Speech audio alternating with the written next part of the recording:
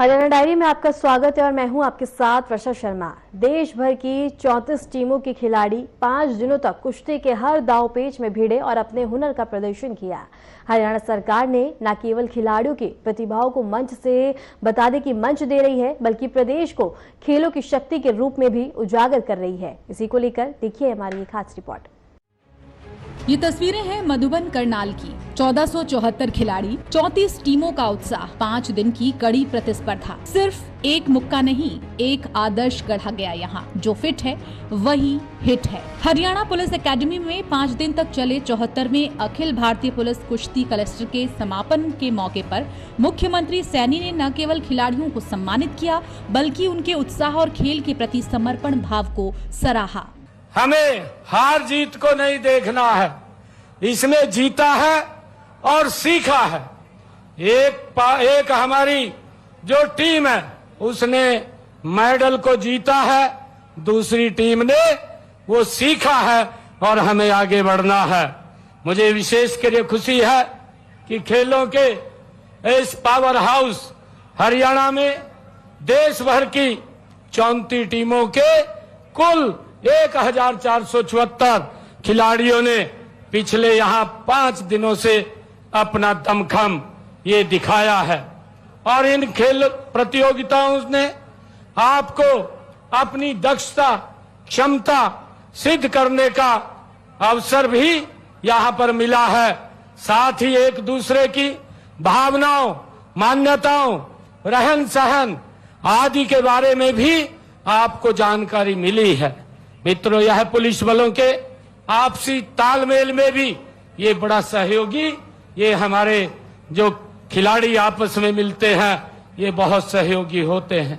हरियाणा भारत को 2036 तक खेल महाशक्ति बनाने के लक्ष्य को साकार करने में अहम भूमिका निभाएगा। मुख्यमंत्री ने कहा, देश के प्रधानमंत्री के फिट इंडिया अभियान के तहत जो फिट है वही हिट है और ये संदेश हम सबको आगे बढ़ाना है। स्वस्थ प्रतियोगिता और अपनी विशेषज्ञता के स्तर को ऊंचा उठाने का ये अवसर होता है। साथ ही ये आपकी फिटनेस को भी बनाए रखने में ये कारगर सिद्ध होते हैं। मित्रों, देश के यशस्वी प्रधानमंत्री आदरणीय नरेंद्र मोदी जी ने फिटनेस के महत्व के बारे में कहा है, जो फिट है वही हिट है। इसे सरकार साकार करने के लिए उन्होंने फिट इंडिया अभियान वर्ष 2019 में इसका शुभारंभ किया है। मित्रों, हमने 11 वर्षों में पहले हरियाणा में खेलों के लिए एक विजन विकसित किया था। वह विजन हर बच्चे, हर युवा को खेल से जोड़ने और हर गांव में खेल का मैदान बनाने और हर उस युवा को अवसर देने जिसमें खेल के प्रति ललक हो। इस विजन का लक्ष्य है कि हरियाणा को भारत की खेल की राजधानी बनाया जाए। मित्रों, इसी लक्ष्य को ध्यान में रखते हुए हमने खिलाड़ियों को प्रोत्साहित करने के अलावा खेल इंफ्रास्ट्रक्चर को भी आधुनिक बनाया है। हमने 2015 में Haryana sports and physical fitness policy 2015 उसको लागू किया है। इस खेल नीति का लक्ष्य प्रदेश में ग्राम स्तर से राष्ट्रीय, अंतर्राष्ट्रीय स्तर पर खेलों में भागीदारी का वातावरण तैयार करने और अधिक से अधिक पदक हासिल करने का है। इस दरमियान हरियाणा सरकार की खेलों को लेकर नीतियां और योजनाओं का भी जिक्र हुआ। मित्रों, इस खेल नीति के कारण प्रदेश के युवाओं का खेलों के प्रति रुझान बढ़ा है। वे राष्ट्रीय, अंतर्राष्ट्रीय स्तर पर अच्छा प्रदर्शन करने में सफल हो रहे हैं। मित्रों, हमारे खिलाड़ियों ने पेरिस ओलंपिक 2024 में देश द्वारा जीते गए 6 पदकों में से 5 पदक हमारे हरियाणा के खिलाड़ियों ने जीते हैं और इससे पहले टोक्यो ओलंपिक में 2020 में भारत द्वारा जीते गए 7 पदकों में से 4 पदक हरियाणा के खिलाड़ियों ने हिस्से आए हैं।